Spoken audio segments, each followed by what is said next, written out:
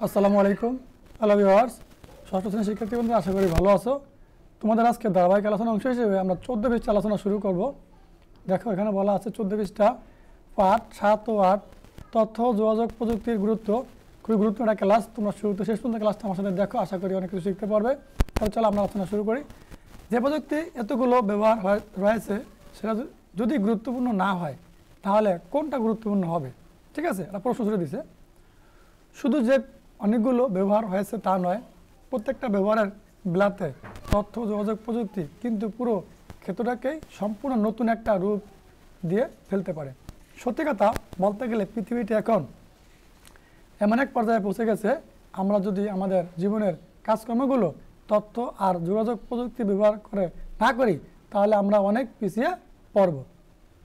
অনেক গুরুত্বপূর্ণ কথা, দেখছো, খেয়াল করতে হবে। তথ্য ও যোগাযোগ প্রযুক্তি ব্যবহার করে আমরা আমাদের জীবনটাকে অনেক সহজ করে ফেলতে পারি। আগে যে কাজ করতে দিনের পর দিন লাগতো সে কাজগুলো নিরস আনন্দহীন তথ্য ও যোগাযোগ প্রযুক্তি ব্যবহার করে সে কাজগুলো আমরা চোখের পলকে করে ফেলতে পারি। বাড়তি সময়টুকু আমরা আনন্দে কাটাতে পারি। তাই এই যুগের মানুষ অনেক বেশি কর্মদক্ষ, অনেক কম সময়ে তারা অনেক বেশি কাজ করে ফেলতে পারে। কিসের মাধ্যমে? এই প্রযুক্তির মাধ্যমে।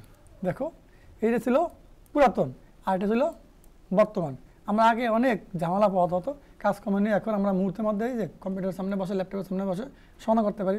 কিসের মাধ্যমে? প্রযুক্তির মাধ্যমে। এখন আমাদেরকে এভাবে এই ফাইল নিয়ে দৌড়াদৌড়ি করতে হয় না, ফাইল অটোমেটিক কম্পিউটারের ভিতরে সেট করে মুহূর্তের মধ্যে কাজ করা যায়। তথ্য যোগাযোগ প্রযুক্তি ব্যবহার করে আমরা যে শুধুমাত্র আমাদের নিজের জীবনটাকে সহজ করতে পারি তা নয়, আমরা কিন্তু আমাদের দেশটাকেও পাল্টে ফেলতে পারি। একসময় মনে করা হতো তেলের খনি, লোহার খনি বা সোনা রূপার খনি কিংবা বড় বড় কলকারখানা হচ্ছে পৃথিবীর সম্পদ।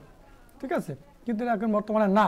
তাই যে দেশে এগুলো বেশি তারা হচ্ছে সম্পদশালী দেশ। এখন কিন্তু এই ধারণাটা পুরোপুরি পাল্টে গেছে।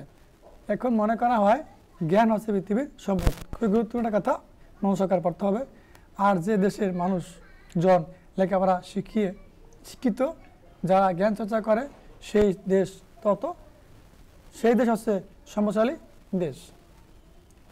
যারা জ্ঞান চর্চা করে সেই দেশ হচ্ছে সম্পদশালী দেশ। মূল কথা অর্থ হলো মানে আগে টাকা পয়সা থাকলে এখন মানুষ টাকা পয়সা কোন ক্ষেত্রে ব্যয় করবো সেটা বুঝে না। এই জন্য দক্ষ জনশক্তি থাকা দরকার। এই জন্য বর্তমানে টাকার থেকে বেশি গুরুত্ব হচ্ছে কি জ্ঞান অন্বেষণ, মানে জ্ঞান জানা। যারা বেশি জানবে তারা বেশি ধনী। কারণ কি, সে টাকা নেই কিন্তু তার অভিজ্ঞতা আছে, সে অভিজ্ঞতা কাজে খাটি অল্প পুঁজি দিয়ে ভালো কিছু বড় একটা দেশের জন্য সম্পদ গড়ে তুলতে পারবে এই প্রযুক্তি ব্যবহার করে। তথ্যের চর্চা আর বিশ্লেষণ থেকে জ্ঞান জন্ম নেয়। চিন্তা করছো, এই তথ্যের চর্চা আর বিশ্লেষণ থেকে জ্ঞান জন্ম নেয়। তাই যে দেশ তথ্য ও যোগাযোগ প্রযুক্তি ব্যবহার করে তথ্যকে সংগ্রহ করতে পারে, বিশ্লেষণ করতে পারে, সেই দেশ হচ্ছে পৃথিবীর সম্পদশালী দেশ। ঠিক আছে, তথ্য ও যোগাযোগ প্রযুক্তি শেখার দরজা সবার জন্য খোলা। যে কেউ ধনী গরিব ছোটো বড় সবাই শিখতে পারবে। তাই আমরা যত তাড়াতাড়ি এই প্রযুক্তি শিখে নিতে পারবো তত তাড়াতাড়ি আমরা সমৃদ্ধ বাংলাদেশ করতে পারবো, দেশকে শক্তিশালী করে তুলতে পারবো। খুবই গুরুত্বপূর্ণ একটা কথা, আমাদের কিন্তু মনোযোগ সহকারে এগুলো পড়তে হবে। তারপর দেখো এই জায়গায় কী আসছে, এই যে তথ্য যোগাযোগ প্রযুক্তির ব্যবহার কী করছে দেখো। এই যে কেউ কানে কথা বলছে মোবাইল দিয়ে, কেউ ছবি তুলছে, কেউ কম্পিউটার টিপছে। দেখো এই যে মোবাইল ফোন যোগাযোগ, এই যে ডিজিটাল ক্যামেরা, এই যে ব্যক্তিগত কম্পিউটার কাজকর্ম। ঠিক আছে, দেখো তারপর এই যে টেলিভিশনে দেশে বিদেশের খবর দেখা, এটিএম কার্ড থেকে ব্যাংক থেকে টাকা তোলা, এগুলো কিন্তু আগে ছিল না। এই ওয়াশিং মেশিন ব্যবহার করে কাপড় চোপড় ধোয়া, আগে কিন্তু কাপড় চোপড় ধোয়া অনেক পরিশ্রম করতে পারতো। এখন কেবল মুহূর্তের মধ্যে এই ওয়াশিং মেশিনের ভিতরে দিলে পরিষ্কারে মালা পরিষ্কারে শুকিয়ে বের হয়ে যায় মুহূর্তের মধ্যে। ঠিক আছে, তারপর দেখো এই যে মাইক্রোওয়েভ ব্যবহার করে কীভাবে করে রান্না করা যায়। তারপরে ইবুক ব্যবহার করে, এখন মাসে এই যে কম্পিউটার বা মোবাইলের মাধ্যমে তার ইবুক ব্যবহার করে, যেটাকে ইলেকট্রনিক বুকস বলে, সেটাকে সে এই বই পড়তে পারে, আলাদা বই প্রয়োজন হয় না। তারপর সিটি স্ক্যান করার জন্য রোগীর এখন সম্পূর্ণ বডি এই সিটি স্ক্যান যন্ত্রের মাধ্যমে পরীক্ষা করা যায় খুব সহজে। এবার জিপিএস ব্যবহার করে গাড়ি ঘোড়া চালানো যায়। মানে কি জিপিএস কি, ওই যে এক জায়গা থেকে আমি মানে অনলাইনে ঢুকতে বলতে পারবো এখন আমি কোন জায়গায় আছি, আমি কোন জায়গায় যাবো, আমার জায়গা নির্ধারণ করার জন্য জিপিএসটা খুবই গুরুত্বপূর্ণ। ঠিক আছে, তাহলে খুবই গুরুত্বপূর্ণ, এই কাজগুলো আমাদের ভালোভাবে দেখতে হবে। তারপর দেখো এই যে একটা কাজ আছে, আশা করি আমরা এডিটিং পড়া থেকেই এই কাজটা ভালোভাবে সবাই করে ফেলতে পারবো। যদি না পারো কমেন্ট বক্সে অবশ্যই জানিয়ে দেবে, আমরা পরবর্তী তন্ত্রের জন্য এই কাজের উপর আবার নতুন করে ভিডিও নিয়ে আসবো। ঠিক আছে, এখন দেখো আমরা অনুশীলনীর এই যে প্রশ্নগুলো আছে 16 পৃষ্ঠার সবগুলো প্রশ্ন উত্তর সঠিকভাবে জেনে নিব। দেখো, কোন আবিষ্কারের ফলে তথ্য বিনিময় একটি নতুন জগতে বা দিয়েছে? এটা সঠিক উত্তর হচ্ছে কি ল্যান্ডফোন। কোন কারণে পৃথিবী বৈশ্বিক গ্রামে পরিণত হয়েছে? ঠিক আছে, এটা হচ্ছে ইন্টারনেট। এই যে খ নম্বর প্রশ্ন উত্তর সঠিক। দেখো 3 নম্বর প্রশ্ন, এটিএম কার্ড এই যে automatic teller machine full meaning এর ব্যবহার ক্ষেত্র কোনটি? এটি কি? অবশ্যই এটা ব্যাংকিং খাতে ব্যবহার করা হয়, আমরা টাকা তুলতে পারি ব্যাংকের পরে এটিএম কার্ড দিয়ে। তিনি হচ্ছে গহ। 4 নম্বর, যোগাযোগ সহজ করার জন্য ব্যবহার করা হচ্ছে কি অপটিক্যাল ফাইবার। এই যে গ নম্বর প্রশ্ন উত্তর সঠিক।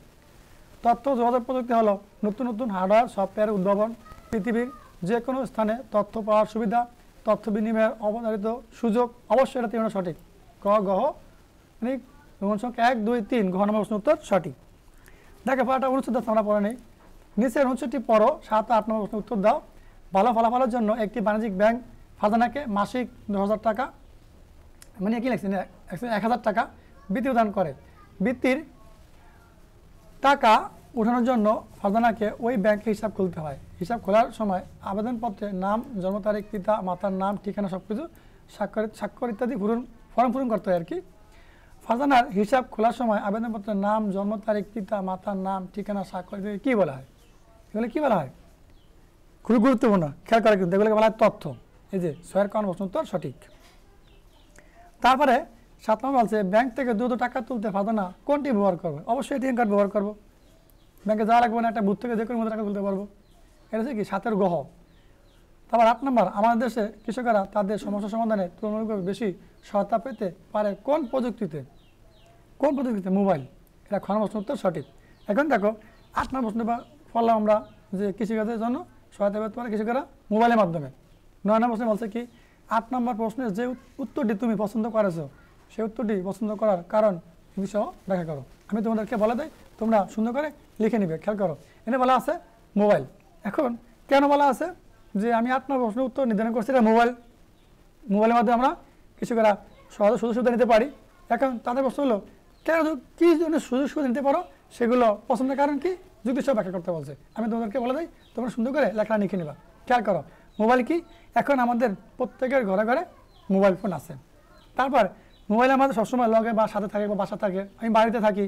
এখন আমি মোবাইল সাথে থাকে, ঘরে থাকে, আমি যে কোনো মুহূর্তে একটা ফোন দিতে রিসিভ করতে পারবো, লাগছে আমি দ্রুত একটা ফোন দিতে পারবো, কিন্তু অন্য কোথাও যাওয়ার প্রয়োজন হয় না।